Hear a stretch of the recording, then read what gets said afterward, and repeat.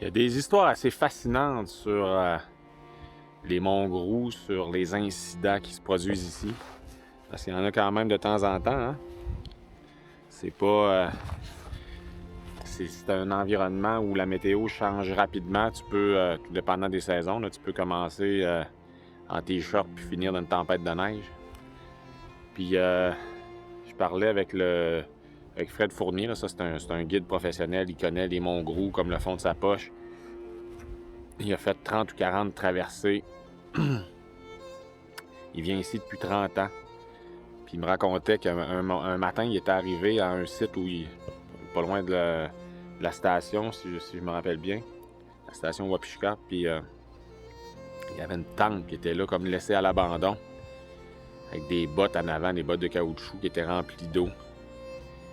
Fred a ouvert la tente, puis à l'intérieur, il y avait un sac de couchage, il y avait tout pour dormir, des oreillers, puis il y avait un passeport dans un ziploc. C'était un passeport coréen d'un gars qui vivait à Montréal. Ça fait que Fred il est allé à la station, il dit « Hey, il y a une tente là-bas, là. » Fait que à la station, il dit « Ouais, c'est un Coréen qui est arrivé ici à un moment donné. Puis il nous a dit qu'il abandonnait tout dans la vie puis qu'il allait vivre tout seul dans les monts Wapishka, dans les monts Grou. » Là, Fred dit « Ouais, mais là, c'est sûr que ça se peut pas, ça, là. Tu peux pas réussir à faire ça. » Fait qu'il a appelé la police, puis là, la police avec un mot, il disait « Ben là, tu pourrais fouiller autour pour essayer de le trouver, là, parce qu'il est sûrement mort. » Le Fred dit « Ouais, on ne commence pas à chercher un cadavre, là. » Il a regardé un peu autour, mais sans plus. Puis finalement, la police a envoyé du monde à son appartement à Montréal. Il n'est jamais revenu à Montréal. Alors, il a vraiment pris la poudre d'escampette dans les monts Grou.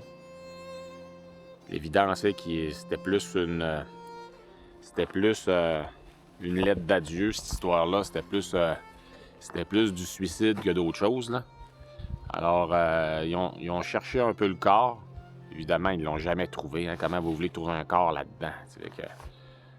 Alors, voilà, c'est l'histoire du Coréen qui est malheureusement disparu dans les monts Grou. Les monts Grou, ils peuvent t'avaler puis te faire disparaître sans que plus jamais on retrouve trace de la personne.